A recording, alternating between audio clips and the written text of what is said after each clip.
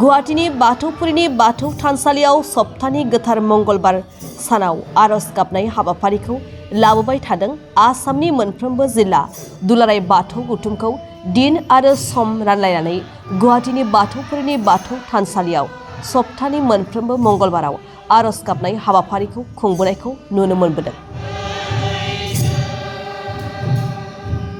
दिनैबो कलियाबर जिल्ला दुलाराय बाथौ गौथुमनिफ्राय गुवाहाटीनि बाथौपुरि बाथौ थानसालियाव बोराइ बाथौनि सेराव सिजौनि गुदियाव आलारि बाथि फोजोंनानै धुप धुना सावनानै आरज गाबफैदों। कलियाबर जिल्ला दुलाराय बाथौ गौथुमनिफ्राय गासै सा 400निबो बांसिन बाथौ सिबियारि दौरि गोथारि माइनाव थान्दै बिथांमोनहा बाहागो लायो। दिनैनि आरज गाबनाय हाबाफारियाव मिरु दुलाराय बाथौ गौथुमनि बोसोनगिरि महेश्वर बसुमतारी, गाहाय नेहाथारि गणेश दैमारी, लेङाइ आफादगिरि राथिराम बर', नेहाथारि गफि स्वर्गियारी, गाहाय गोथारि दिनैनि आरज गाबनाय हाबाफारियाव मिरु दुलाराय बाथौ गौथुमनि बोसोनगिरि महेश्वर बसुमतारी, गाहाय नेहाथारि गणेश दैमारी, लेङाइ आफादगिरि राथिराम बर', नेहाथारि गफि स्वर्गियारी, गाहाय गोथारि काशीनाथ स्वर्गियारी, दौरि हान्जानि आखान्थि लेंथुमगिरि मुलुग मुं बुहुम बसुमतारी, जालुकबारि आउटपस्टनि सामलायगिरि राजेन बर', दौरि बकिस्ट बसुमतारीमोनजों लोगोसे कलियाबर जिल्ला दुलाराय बाथौ गौथुमनि आफादगिरि नेहाथारिजों लोगोसे गोथारि माइनाव हान्जा बिबानगिरि सोद्रोमाफोरा बाहागो लायो। गुवाहाटी बाथौपुरि दुलाराय बाथौ गौथुमनि गाहाय बाथौ थानसालियाव कलियाबर जिल्ला दुलाराय बाथौ गौथुमनि फानजामुथि लेखा जोङो दिनै बिथांमोननि जिल्लानि आरजनि हाबाफारि दंमोन गोथार मंगलबार सानाव आरो बे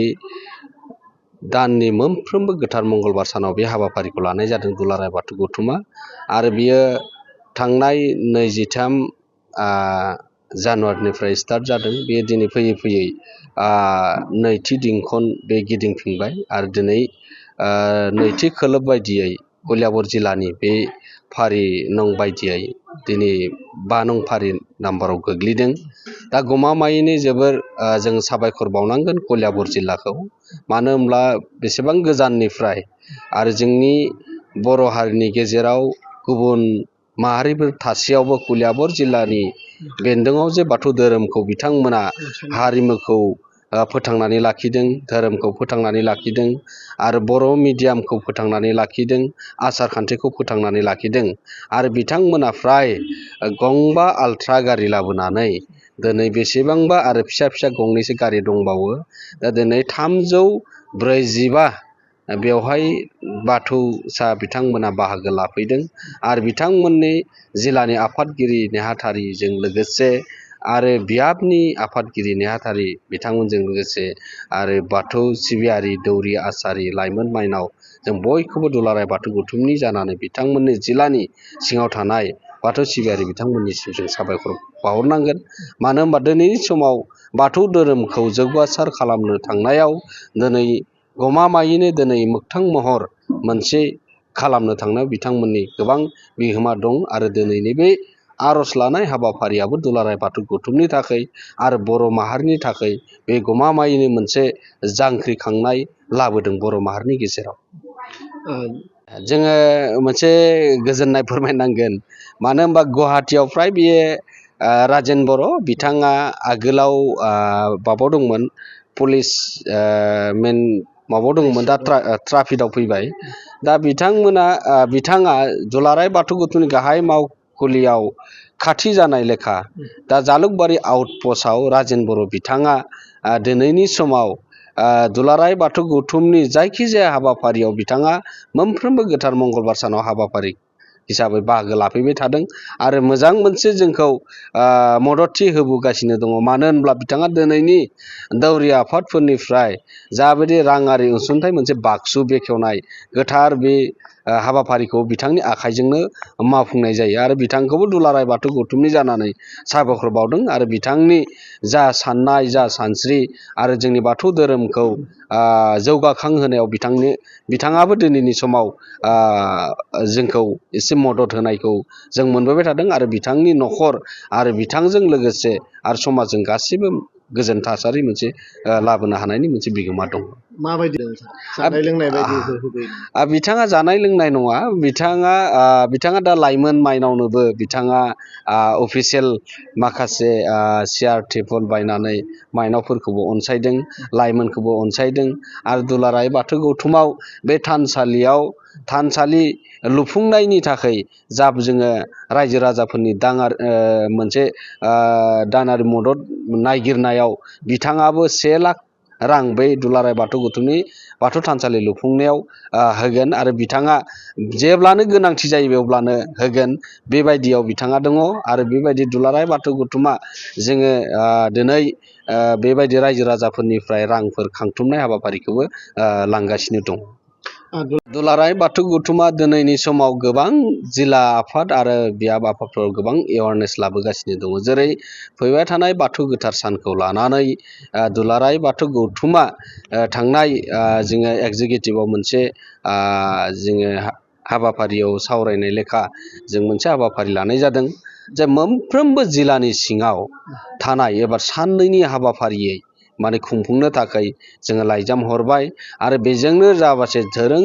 धोरोमखौ सांग्रांथि लाबोनो थाखाय बाथौ धोरोमखौ जौगासार खालामनो थाखाय जोङो साइकेल रेलि जिल्लानि बेन्दोङाव लानो थाखाय खावलायदों। बेयो जाबाय साननैनि हाबाफारिजों सोरबा सानथामबो दङ, नाथाय साननैनि हाबाफारिखौ खुंथांनांगौनि थाखाय मिरु गौथुमनिफ्राय जोङो बिथोन हरनाय जादों आरो बियो आलो गोजोनै बियो जालांगोन। जोंनि सुबुं सम्पद दानाय, धोरोम जौगासार होनाय आरो जोंनि राव थुनलाइ हारिमु आसार खान्थि आरो थुनलाइ जौगानायाव आरो जोंनि सोलोंथाइखौ जों जौगाहोनायाव दुलाराय बाथौ गौथुमा दिनैनि समाव गोबां खामानि मावबोगासिनो दङ। बेबायदि जिल्ला आफादफोरा गोबां बेबायदि जायगा बिथांमोनाबो खामानि मावदों। कअर्डिनेशन कमिटिया माबायदि? दिनैनि समाव जोङो गासै बर'नि गेजेराव बाथौ दङब्लाबो बाथौखौ लानानै गोबां आफादफोर दङमोन आरो दा दङमोनब्ला गोबां जोंनि गेजेराव सोंलु जाबाय थायोमोन, बाथौआ मोनबेसे दंबारो आरो बाथौआ बबे माने